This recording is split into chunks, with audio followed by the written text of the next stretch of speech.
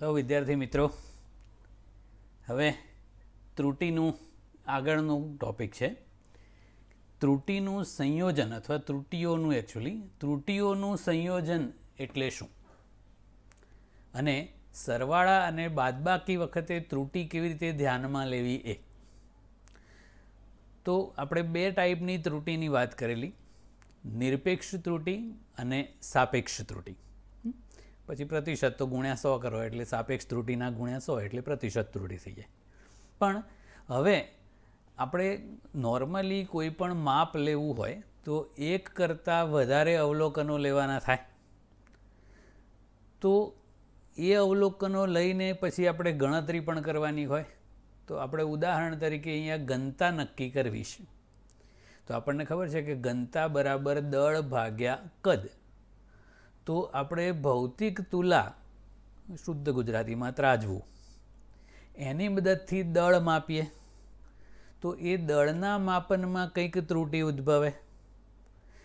પછી કદ માપીએ તો એ કદના માપનમાં પણ કંઈક ત્રુટિ મળે. હવે જ્યારે આપણે ઘનતા શોધવા માટે દળ ભાગ્યા કદ કરીએ તો આ બંનેમાં ત્રુટિ છે. તો આપણે જે ઘનતાની ગણતરી કરીએ એમાં પણ કંઈક ત્રુટિ આવે. તો એ ત્રુટિ કેટલી ગણવી એની વાત હવે કરવાની છે. એવી જ રીતે સરવાળા બાદબાકીમાં પણ હોય. તો પહેલાં આપણે સરવાળા બાદબાકીમાં ત્રુટિનું સંયોજન કેવી રીતે કરવું એ સમજવાનું છે, અને પછી ગુણાકાર ભાગાકારમાં કેવી રીતે થાય એ. આ જે ટૉપિક છે બરાબર સમજજો, કારણ કે આના પરથી આપણે ઘણા બધા દાખલાઓ કરવાના છે, જે સૂત્રો આપણે બનાવીશું એના પરથી. તો સૌથી પહેલાં સરવાળા બાદબાકીમાં ત્રુટિનું સંયોજન કેવી રીતે થાય છે એ.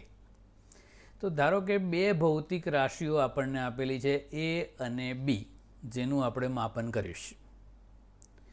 તો આપણે એનું માપન કરીએ તો એનું જે પ્રાયોગિક મૂલ્ય મળ્યું એ, અને એમાં જે નિરપેક્ષ ત્રુટિ ઉદ્ભવી એ ડેલ્ટા એ છે.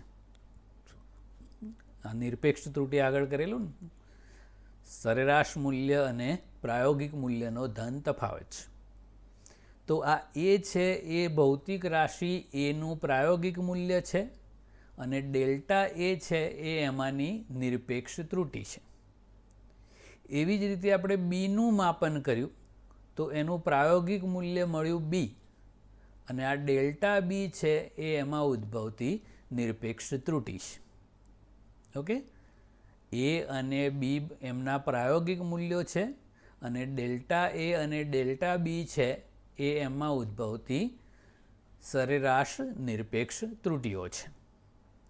હવે જો આ બે ભૌતિક રાશિઓનો સરવાળો કરવામાં આવે, એટલે કે ધારો કે ઝેડ બરાબર એ પ્લસ બી હોય, એ ઝેડ છે એ આ બેના સરવાળાથી બનતી પરિણામી રાશિ છે, અને એ ઝેડમાં ઉદ્ભવતી નિરપેક્ષ ત્રુટિ ધારો કે ડેલ્ટા ઝેડ હોય, તો આને ત્રુટિ સહિત લખીએ તો આ Z plus or minus delta Z કહેવાય, ઇક્વલ ટુ આને A plus or minus delta A plus અને B plus or minus delta B લખાય.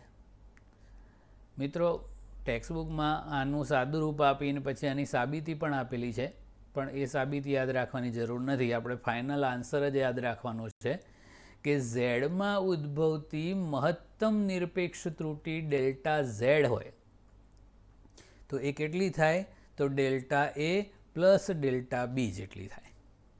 મતલબ એ અને બીમાં ઉદ્ભવતી નિરપેક્ષ ત્રુટિઓના સરવાળા જેટલી થાય. તો આ સરવાળામાં ત્રુટિ કેવી રીતે ગણવી એ. પ્રત્યેક ભૌતિક રાશિઓમાં ઉદ્ભવતી નિરપેક્ષ ત્રુટિઓનો સરવાળો કરો એટલી પરિણામી નિરપેક્ષ ત્રુટિ મળે. ઓકે, હવે બાદબાકી માટે વાત કરીએ. તો ધારો કે કોઈ ભૌતિક રાશિ ઝેડ છે એ માઇનસ બીની બનેલી છે. દાખલા તરીકે કોઈ પ્રારંભિક તાપમાન ધારો કે 5 સેલ્સિયસ હતું, અને પછી થોડાક ટાઈમ પછી માપ્યું ને 3 સેલ્સિયસ થઈ ગયું. તો તાપમાનમાં કેટલો ઘટાડો થયો, તો આપણે શું કરશું, 5 સેલ્સિયસ માઇનસ 3 સેલ્સિયસ. એટલે 2 સેલ્સિયસ મળ્યું એ આ, એટલે એ 2 ભૌતિક રાશિઓની બાદબાકી થઈ. તો આ કેસમાં ઝેડમાં ઉદ્ભવતી મહત્તમ નિરપેક્ષ ત્રુટિ કેટલી હોય એ. તો ફરી પહેલાંની જેમ આ ત્રુટિઓ સહિત લખી દીધું. ઝેડને Z plus or minus delta Z, એને A plus or minus delta A, minus બીને B plus or minus delta B. આનું સાદુરૂપ આપ્યા પછીનો ફાઇનલ આન્સર જ આપણે આ યાદ રાખવાનો છે કે ઝેડમાં ઉદ્ભવતી સરેરાશ નિરપેક્ષ ત્રુટિ કેટલી હોય, તો delta A plus delta B. Surprising. 2 ભૌતિક રાશિઓનો સરવાળો કરેલો હોય તો નિરપેક્ષ ત્રુટિઓનો સરવાળો. 2 ભૌતિક રાશિઓની બાદબાકી કરેલી હોય તો પણ 2 ભૌતિક રાશિઓની નિરપેક્ષ ત્રુટિઓનો સરવાળો જ થાય, ત્રુટિઓની બાદબાકી ના થાય. આ યાદ રાખવાનું. ત્રુટિ હંમેશા વધતી જાય. જેટલા વધુ અવલોકન એટલે જુદી જુદી રાશિઓ ભેગી કરતા જાઓ કે બાદ કરતા જાઓ કે ઉમેરતા જાઓ, ત્રુટિ હંમેશા વધતી જ જાય. એટલે ત્રુટિઓની બાદબાકી થતી નથી. આપણે આનું એક ઉદાહરણ કરીએ કે આપણે ધારો કે શાકભાજી લેવા ગયા, આપણે 5 કિલો બટાકા લેવા છે. તો એ જે શાકવાળા હોય એ એક જ વખતમાં 5 કિલો તોલીને આપે. હવે એ એવું કરે કે દર વખતે એક કિલો એવું 5 વખત તોલે અને પછી ભેગું કરીને આપે. તો એ 5 વખત એક કિલો તોલીને આપે ને તો ખોટ જાય એને. કેમ કે દર વખતે થોડું થોડું નમતું આપે તો 5 વખત નમતું જાય, અને એક જ વખતમાં 5 કિલોગ્રામનું બાટ મૂકીને તોલે તો એક જ વખત નમતું જાય. એ થોડું ઘણું નમતું ગયું એ ત્રુટિ ગણીએ આપણે, તો પેલામાં 5 વખત ત્રુટિ આવે. એક કિલો 5 વખત માપીએ એમાં, અને 5 કિલોગ્રામના બાટથી એક જ વખત માપ્યું હોય તો એક જ વખત ત્રુટિ આવે. એટલે જેટલું વધારે ભૌતિક રાશિઓ એડ કરતા જાઓ કે બાદ કરતા જાઓ, વધારે વખત માપ લેતા જાઓ, એટલી ત્રુટિ વધતી જાય. આવું સંયોજન કરીએ ત્યારે. તો આને આપણે ગુજરાતીમાં કહેવું હોય તો શું કહેવાય એ. તો શબ્દોમાં આપણે એ સરવાળાનો નિયમ અને બાદબાકી માટે ત્રુટિનો નિયમ કહેવો હોય તો આ રીતે થાય કે જ્યારે 2 ભૌતિક રાશિઓનો સરવાળો કે બાદબાકી કરવામાં આવે ત્યારે એના અંતિમ પરિણામમાં મળતી મહત્તમ નિરપેક્ષ ત્રુટિ એ દરેક ભૌતિક રાશિઓમાં ઉદ્ભવતી નિરપેક્ષ ત્રુટિઓના સરવાળા બરાબર હોય છે. 2 ભૌતિક રાશિઓનો સરવાળો કરો તોય નિરપેક્ષ ત્રુટિઓનો સરવાળો, અને બાદબાકી કરો તો પણ 2 ભૌતિક રાશિઓમાં ઉદ્ભવતી નિરપેક્ષ ત્રુટિઓનો સરવાળો જ થાય. ઓકે. હવે ગુણાકાર ભાગાકારનો નિયમ અલગ છે, એ જોઈએ. તો 2 ભૌતિક રાશિઓનો ગુણાકાર અથવા ભાગાકાર કરવાની પણ જરૂર પડે. દાખલા તરીકે આપણે ઘનતાની વાત કરીએ, એમાં દળ ભાગ્યા કદ, તો એમાં ભાગાકાર કર્યો. ક્ષેત્રફળ શોધતા હોઈએ તો લંબાઈ ગુણ્યા પહોળાઈ, તો એમાં ગુણાકાર કરવાની જરૂર પડે. તો એ વખતે ત્રુટિની ગણતરી કેવી રીતે કરવી એ. તો ધારો કે કોઈ ભૌતિક રાશિ ઝેડ છે, એ એ અને બીના ગુણાકારથી બનેલી છે. હવે એની ત્રુટિ સહિત મૂલ્ય આપણે લખીએ તો એ પ્લસ ઓર માઇનસ ડેલ્ટા એ. આ એ છે એ એનું પ્રાયોગિક મૂલ્ય, અને ડેલ્ટા એ છે એ એમાં ઉદ્ભવતી સરેરાશ નિરપેક્ષ ત્રુટિ છે. આ બીનું પ્રાયોગિક મૂલ્ય અને આ બીમાં ઉદ્ભવતી સરેરાશ નિરપેક્ષ ત્રુટિ છે. ઓકે. તો ઝેડમાં ઉદ્ભવતી નિરપેક્ષ ત્રુટિ ગણવી હોય તો શું થાય? તો મિત્રો 2 ભૌતિક રાશિઓનો ગુણાકાર કરેલો હોય અથવા ભાગાકાર કરેલો હોય, 2 માટે એક જ નિયમ છે. તો હવે સાપેક્ષ ત્રુટિ ધ્યાનમાં લેવાની. આપણે સાપેક્ષ ત્રુટિ કરેલી ને પેલામાં, બસ યા ડેલ્ટા ઝેડ બાય ઝેડ એટલે એ ઝેડમાં ઉદ્ભવતી સાપેક્ષ ત્રુટિ ઇક્વલ ટુ એમાં ઉદ્ભવતી સાપેક્ષ ત્રુટિ પ્લસ બીમાં ઉદ્ભવતી સાપેક્ષ ત્રુટિ. એટલે આવું થાય છે. ભાગાકાર માટે પણ સેમ જ નિયમ છે. ધારો કે બે ભૌતિક રાશિઓ એ અને બીના ભાગાકારથી કોઈ ભૌતિક રાશિ ઝેડ બનેલી છે અને એના પ્રાયોગિક મૂલ્યો આગળ કર્યા એ પ્રમાણે એનું A plus or minus delta A, બીનું B plus or minus delta B. આ એ અને બી પ્રાયોગિક મૂલ્યો અને આ ડેલ્ટા એ ડેલ્ટા બી છે એમાં ઉદ્ભવતી સરેરાશ નિરપેક્ષ ત્રુટિઓ. તો અહીંયા ઝેડમાં ઉદ્ભવતી સાપેક્ષ ત્રુટિ કેટલી થાય? તો ઝેડમાં ઉદ્ભવતી સાપેક્ષ ત્રુટિ એ એમાં ઉદ્ભવતી સાપેક્ષ ત્રુટિ પ્લસ બીમાં ઉદ્ભવતી સાપેક્ષ ત્રુટિ જેટલી થાય. જો સેમ જ છે ને સૂત્ર. એટલે ગુણાકારનો અને ભાગાકારના નિયમ સેમ. સરવાળા બાદબાકીમાં નિરપેક્ષ ત્રુટિઓનો સરવાળો થતો હતો, ગુણાકાર ભાગાકારમાં સાપેક્ષ ત્રુટિઓનો સરવાળો થાય છે.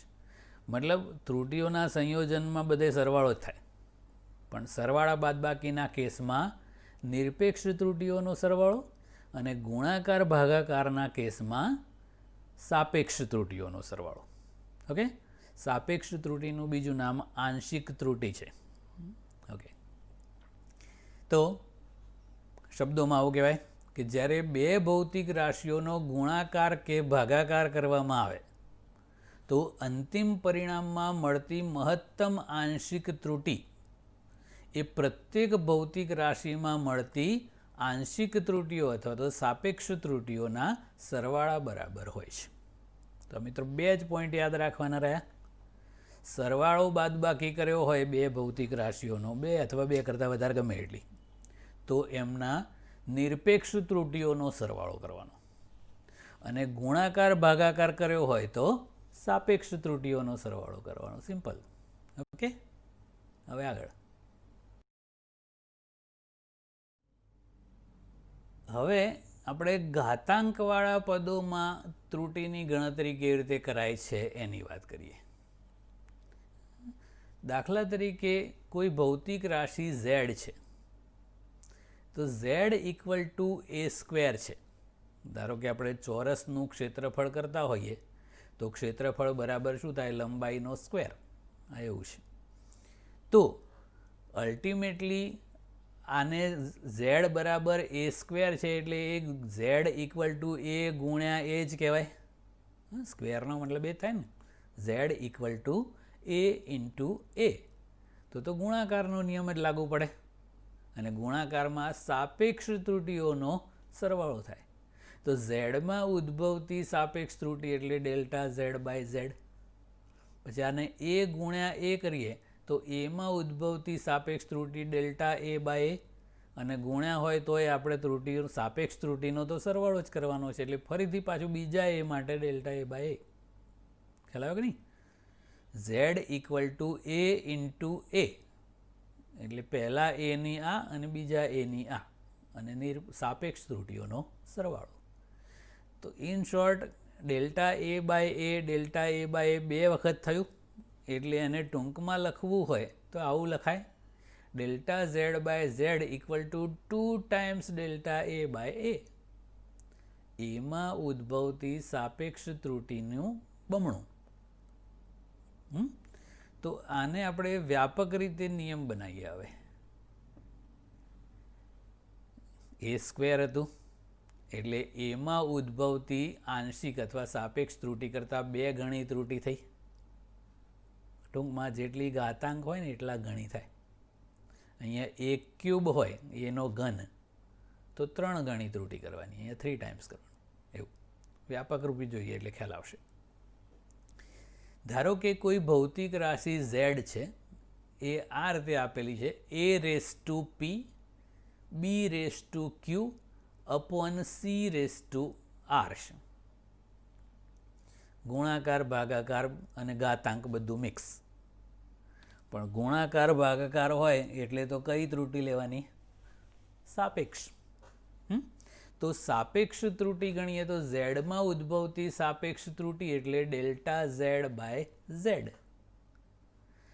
હવે એ રેસ ટુ પીની સાપેક્ષ ત્રુટિ ગણવાની છે, તો એ p P times delta A by A થાય. જેટલી ઘાતાંક હોય એટલા ગણી સાપેક્ષ ત્રુટી. પછી ગુણાકાર છે એટલે સાપેક્ષ ત્રુટીઓનો સરવાળો થાય. પછી બી રેસ ટુ ક્યુની સાપેક્ષ ત્રુટી લખવી હોય તો એની ઘાતાંક ક્યુ છે એટલે ક્યુ ટાઈમ્સ ડેલ્ટા બી અપોન બી. ભાગાકાર છે તો પણ સાપેક્ષ ત્રુટીઓનો સરવાળો જ થાય. અને સી રેસ ટુ આર છે તો R times delta c by c. એટલે ત્રુટીના સૂત્રમાં ક્યાંય ગુણાકાર ભાગાકાર કે સરવાળો બાદબાકી એવું વિચારવાનું નહીં. એનો હંમેશા સરવાળો જ ગણવાનો. પણ સૂત્ર જોવાનું, અહીંયા સરવાળો બાદબાકી હોય તો જવાબમાં નિરપેક્ષ ત્રુટીઓનો સરવાળો, અને રકમમાં ગુણાકાર ભાગાકાર વાળું હોય તો અહીંયા સાપેક્ષ ત્રુટીઓનો સરવાળો. ઘાતાંક હોય તો જેટલી ઘાતાંક હોય એટલા ગણી સાપેક્ષ ત્રુટી લેવાની. કેટલું સિમ્પલ છે, ખ્યાલ આવી ગયો? હવે આપણે એના દાખલા જોવાના છે. ટૂંકમાં જેટલી ઘાતાંક હોય એટલા ગણી ત્રુટી થાય.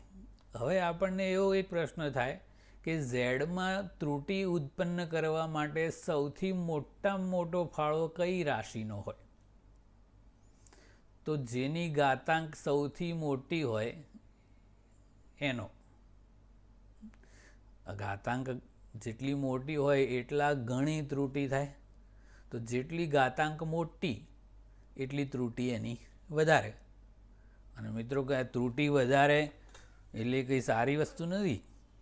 ત્રુટી વધી જાય તો અવલોકન અચોક્કસ થઈ જાય છે.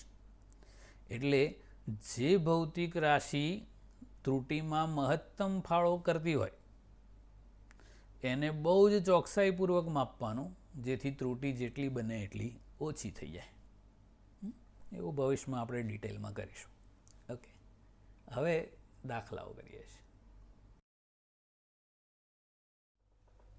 ઓકે વિદ્યાર્થી મિત્રો, હવે આપણે જે થિયરી જોઈ ત્રુટીના સંયોજનની, એના પરના કેટલાક દાખલાઓ કરીએ છીએ. ઉદાહરણનો 8મો દાખલો છે કે થર્મોમીટર વડે બે પદાર્થોના માપવામાં આવેલા તાપમાનો અનુક્રમે T1 બરાબર 20 ડિગ્રી સેલ્સિયસ ±0.5 ડિગ્રી સેલ્સિયસ છે. આ 20 ડિગ્રી સેલ્સિયસ છે એ પહેલા પદાર્થનું તાપમાન છે, અને આ પાછળ ±માં જે લખેલું હોય એ એમાં ઉદ્ભવતી નિરપેક્ષ ત્રુટી હોય. એટલે આ T1 કહેવાય, અને આ જે ±માં પાછળ લખ્યું છે એ ડેલ્ટા T1 કહેવાય. એ જ રીતે T2 50 degree Celsius ±0.5 degree Celsius છે. એટલે આ બીજા પદાર્થનું તાપમાન છે, અને આ એમાં ઉદ્ભવતી સરેરાશ નિરપેક્ષ ત્રુટી છે. બીજી રીતે કહેવું હોય તો એ સાધનની લઘુત્તમ માપ શક્તિ પણ આ જ હોય છે. એ લઘુત્તમ માપ શક્તિ એની નિરપેક્ષ ત્રુટી દર્શાવે છે. તો બંને પદાર્થોના તાપમાનનો તફાવત અને એમાં ઉદ્ભવેલી ત્રુટીની ગણતરી કરો. તો આપણને બે રાશિઓ એક આપેલી છે કે T1 આપેલું છે 20 ડિગ્રી સેલ્સિયસ, અને આ 0.5 ડિગ્રી સેલ્સિયસ છે એ એમાં ઉદ્ભવતી નિરપેક્ષ ત્રુટી ડેલ્ટા T1 કહેવાય. એવું બીજું તાપમાન 50 ડિગ્રી સેલ્સિયસ આપ્યું છે, અને આ એમાં ઉદ્ભવતી નિરપેક્ષ ત્રુટી ડેલ્ટા T2 આપેલી છે. તો સૌથી પહેલાં આપણે બે પદાર્થોના તાપમાનનો તફાવત કરવાનો છે, એને આપણે T' નામ આપી દઈએ. મિત્રો તફાવત મોટે ભાગે અંતિમ માઇનસ પ્રારંભિક કરવાનો હોય છે. એટલે આ અંતિમ તાપમાન T2 એટલે બીજા પદાર્થનું, માઇનસ પ્રારંભિક એટલે પહેલા પદાર્થનું તાપમાન. તો બીજા પદાર્થનું તાપમાન 50 ડિગ્રી સેલ્સિયસ છે.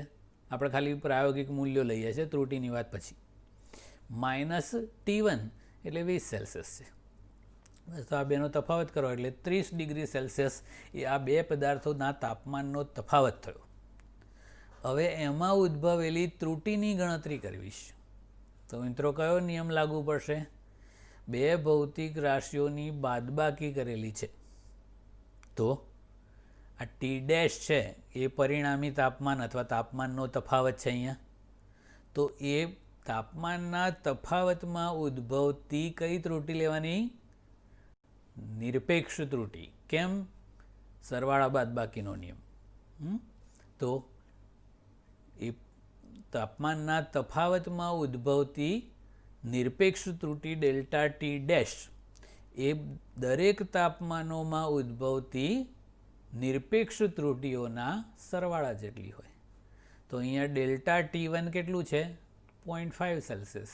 ડેલ્ટા T2 પણ 0.5 સેલ્સિયસ. એટલે 0.5 પ્લસ 0.5 1 સેલ્સિયસ થાય. તો આ થઈ તાપમાનના તફાવતમાં ઉદ્ભવેલી પરિણામી નિરપેક્ષ ત્રુટી. હવે આપણને પૂછ્યું હોય કે તાપમાનનો તફાવત ત્રુટી સહિત દર્શાવો, તો T dash plus or minus delta T dash થાય. અહીંયા પ્લસ ઓર માઇનસ કરવું પડે ને, આપણે કરી દઈએ. ચાલો,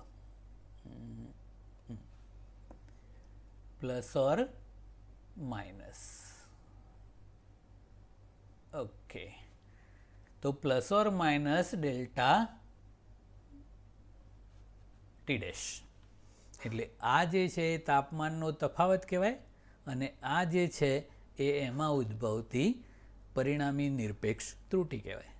તો ટી ડેશ આપણે શોધ્યું 30 સેલ્સિયસ અને ડેલ્ટા ટી ડેશ 1 સેલ્સિયસ. એટલે 30 plus or minus 1 degree Celsius.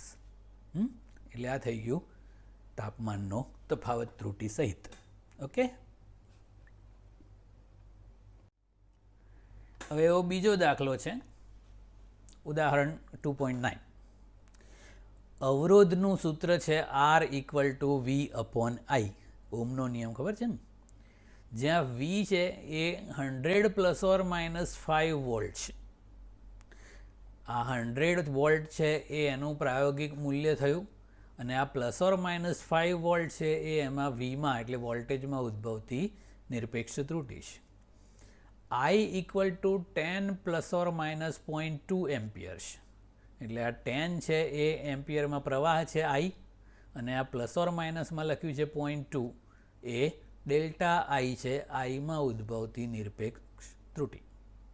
તો Rમાં પ્રતિશત ત્રુટી શોધો. ઓકે, તો સૌથી પહેલાં તો બે રાશિઓ આપેલી છે આપણને ત્રુટી સહિત V અને I. મિત્રો, આ V કહેવાય, આ ડેલ્ટા V કહેવાય, આ I કહેવાય, આ ડેલ્ટા I કહેવાય. હવે આપણને સૂત્ર આપેલું છે R equal two V upon I. તો ત્રુટીનો કયો નિયમ વાપરવાનો? ભાગાકારનો. અને ભાગાકારમાં શું થાય? તો સાપેક્ષ ત્રુટીઓનો સરવાળો થાય. તો Rમાં ઉદ્ભવતી સાપેક્ષ ત્રુટી એટલે delta R upon R equal to Vમાં ઉદ્ભવતી સાપેક્ષ ત્રુટી એટલે delta V by V plus Iમાં ઉદ્ભવતી સાપેક્ષ ત્રુટી એટલે ડેલ્ટા I અપોન I. હવે આપણને કિંમતો મૂકીએ. ડેલ્ટા V આ જે છે ને એ 5 વોલ્ટ અપોન V એટલે 100 વોલ્ટ એટલે 5 અપોન 100 પ્લસ ડેલ્ટા I એટલે 0.2 એમ્પિયર અપોન 10 એમ્પિયર એટલે 0.2 અપોન 10. આ ગુણોત્તર કરો એટલે 0.005 અને આ 0.002 સોરી 0.05 પ્લસ 0.02 ટોટલ કરો એટલે ડેલ્ટા R બાય R કેટલું થયું? 0.07. પ્રતિશત ત્રુટી કરવી હોય તો ગુણ્યા 100 કરી દેવાના. તો આના ગુણ્યા 100 કરો એટલે 7%. આ બાજુ 100 લખવા પડે ને આ બાજુ ટકા. તો આ Rમાં ઉદ્ભવતી પ્રતિશત ત્રુટી થઈ ગઈ. કેટલું સિમ્પલ છે ને? Okay, next.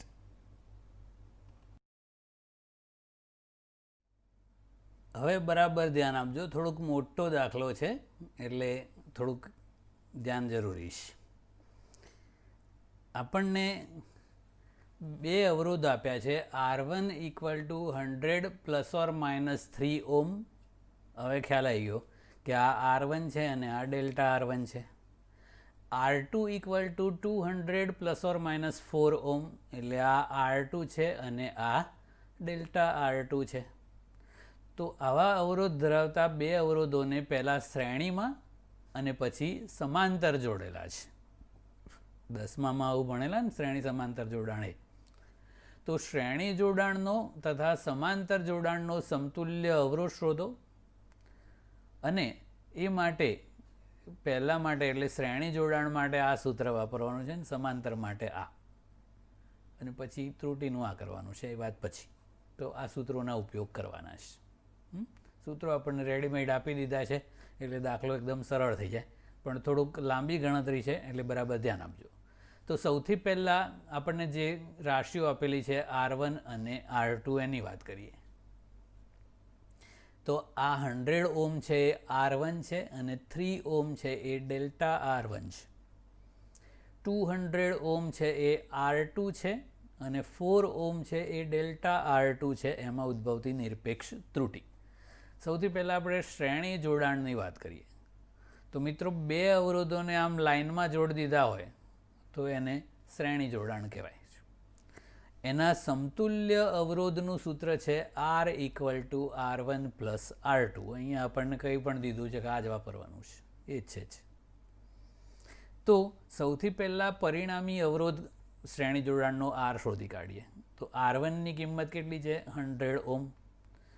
R2ની કિંમત 200 ઓમ. અહીંયા આપણે ત્રુટીની નહીં, ખાલી પ્રાયોગિક મૂલ્યોની જ વાત કરીએ છીએ. તો 100 ઓમ + 200 ઓમ એટલે 300 ઓમ. આ શ્રેણી જોડાણનો સમતુલ્ય અવરોધ થઈ ગયો. હવે ત્રુટીની વાત કરીએ. તો મિત્રો બે ભૌતિક રાશિઓનો સરવાળો થતો હોય તો કઈ ત્રુટી લેવાની? નિરપેક્ષ ત્રુટીઓનો સરવાળો કરવાનો. તો આ શ્રેણી જોડાણના સમતુલ્ય અવરોધમાં ઉદ્ભવતી નિરપેક્ષ ત્રુટી કેટલી થાય? તો બંને અવરોધોમાં ઉદ્ભવતી નિરપેક્ષ ત્રુટીઓના સરવાળા જેટલી. તો ડેલ્ટા R1 કેટલું છે? 3 ઓમ. ડેલ્ટા R2 કેટલું છે? 4 ઓમ. તો એ કિંમત મૂકીએ 3 + 4 એટલે 7 ઓમ. તો આ શ્રેણી જોડાણના સમતુલ્ય અવરોધમાં ઉદ્ભવતી પરિણામી નિરપેક્ષ ત્રુટી થઈ.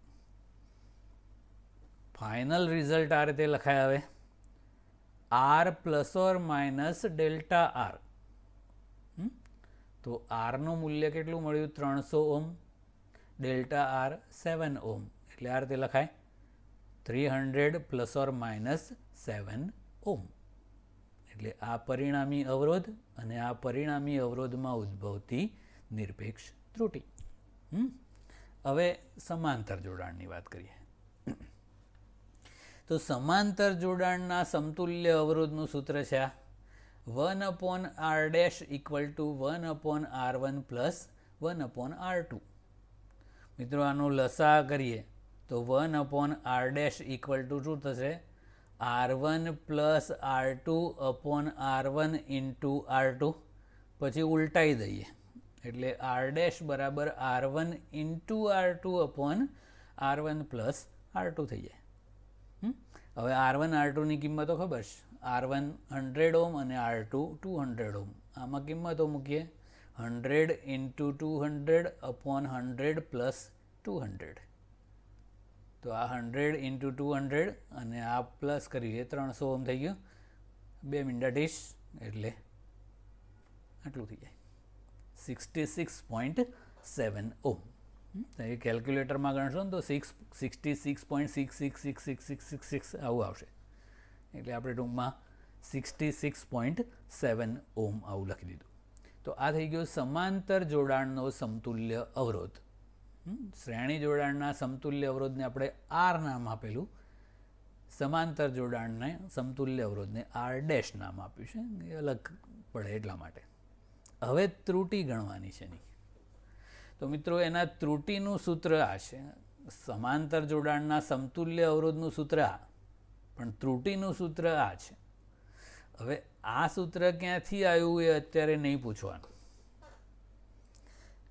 એ 12માં આપણે ભણશું વિકલન સંકલન. એ વખતે આ બધાનું ડિટેલ ખબર પડશે કે આ ક્યાંથી આવેલું છે.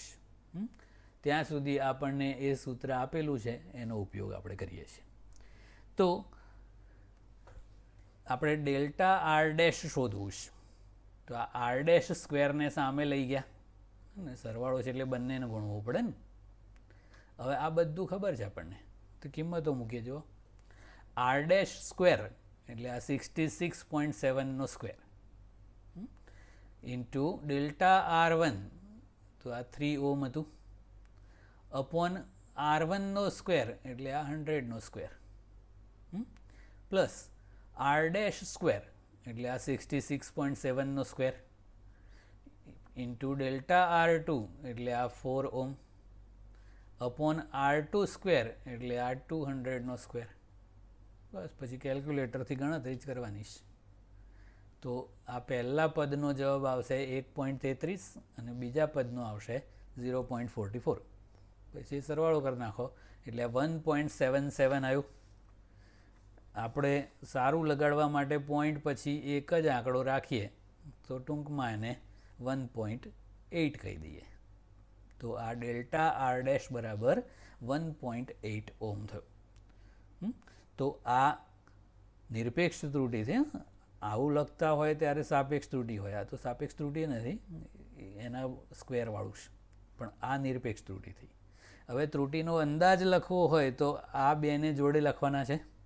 તો R dash plus or minus delta R dash equal to R dash 66.7 plus or minus 1.8 ohm થાય. એટલે આ સમાંતર જોડાણ થયું.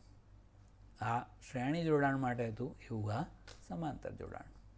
ઓકે, સૂત્રો આપેલા છે એટલે આમાં કંઈ બહુ મોટી દાળ મારવાની નથી, ખાલી ધ્યાનથી કિંમતો મૂકીને ગણતરી કરતી વખતે ધ્યાન રાખવાનું છે. ઓકે, હવે એક જોઈએ મિત્રો. હવે એક નાનકડી દાખલી.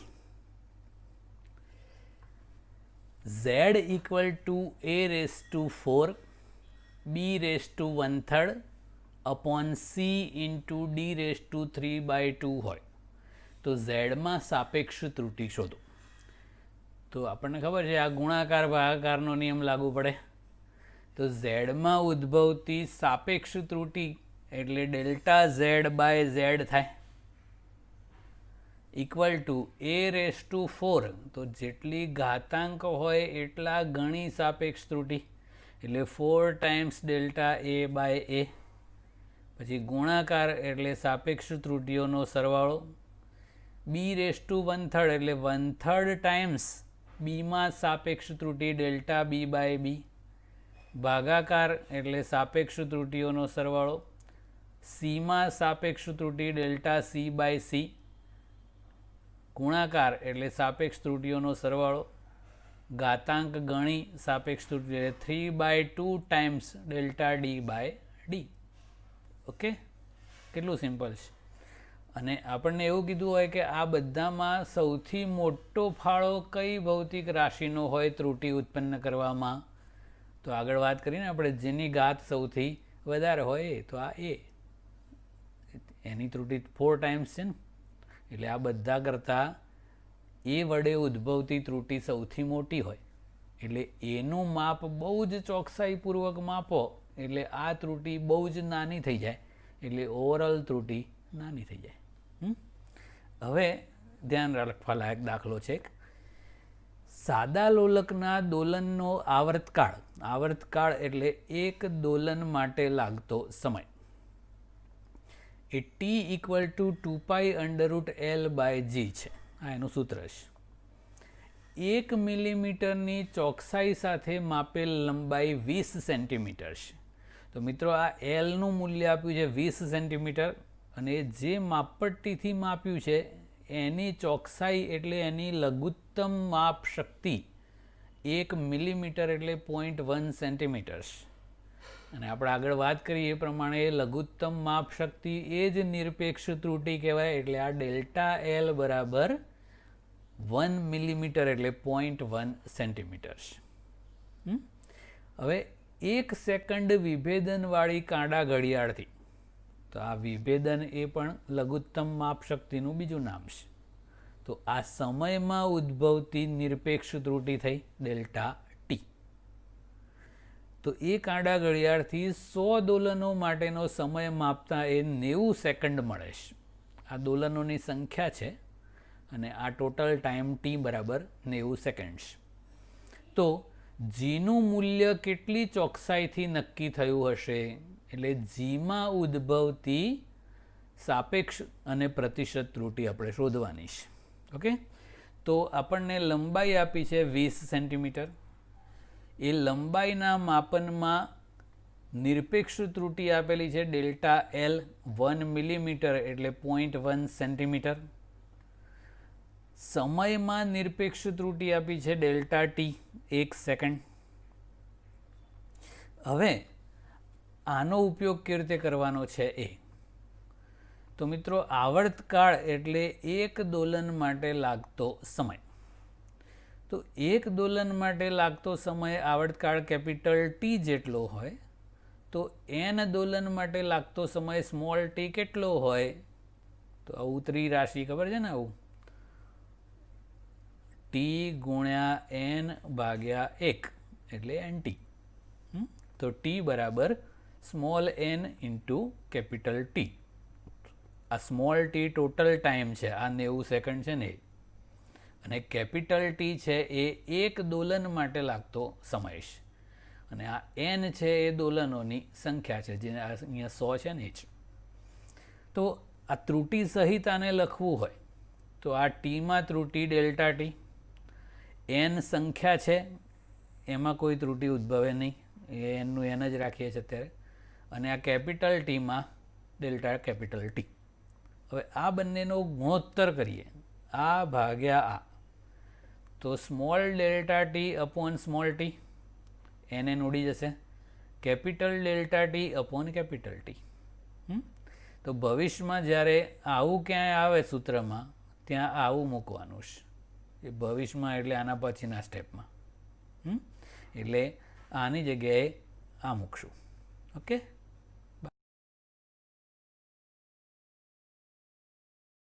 ઓકે મિત્રો, આપણને આવર્તકાળનું સૂત્ર આપેલું છે ટી ઇક્વલ ટુ 2π√L/g. આપણે જીના પ્રતિશત ત્રુટિની ગણતરી કરવાની છે, એટલે જીને કરતા બનાવવો પડશે. બંને બાજુ સ્ક્વેર કરી દો. ટી સ્ક્વેર ઇક્વલ ટુ 4π², અને આનો સ્ક્વેર કરો એટલે વર્ગમૂળ જતું રહે L/g. હવે જી ને ઉપર લઈ જઈએ, ટી સ્ક્વેર ને નીચે લઈ જાઓ, તો જી ઇક્વલ ટુ 4π² L/t². હવે ત્રુટિનું સૂત્ર લખવાનું છે.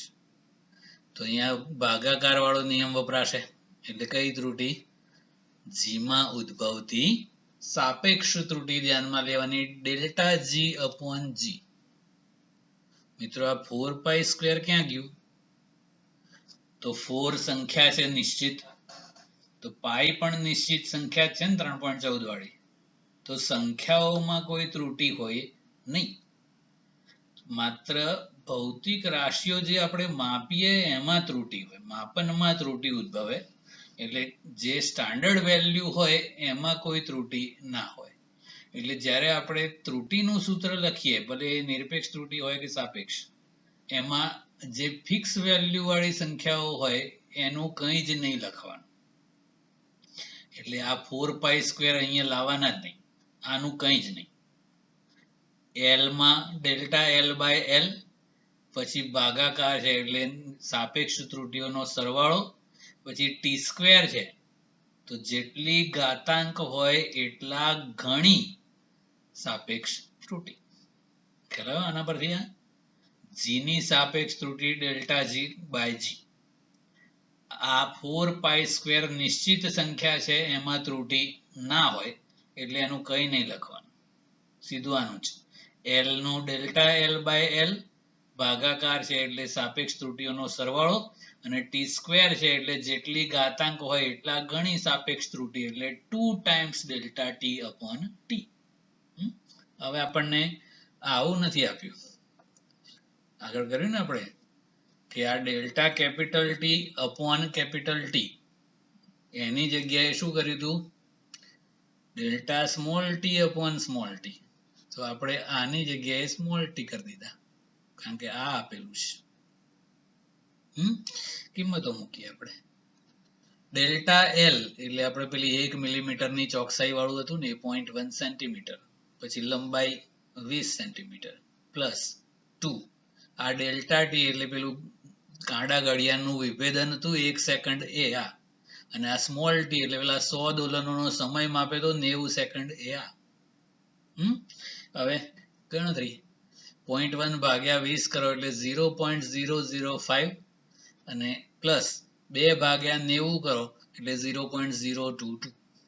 ટોટલ કરી દો એટલે 0.027. પછી આવું સારું ના લાગે એટલે આંકડાને આગળ લઈ લઈએ એટલે એને 0.03 કહી દઈએ. આ શું કરીએ છીએ એ પાછું આવતી વખત ભણવાનું છે આપણે. રાઉન્ડ ઓફ કહેવાય છે ને, એ ભવિષ્યમાં કરશું આપણે.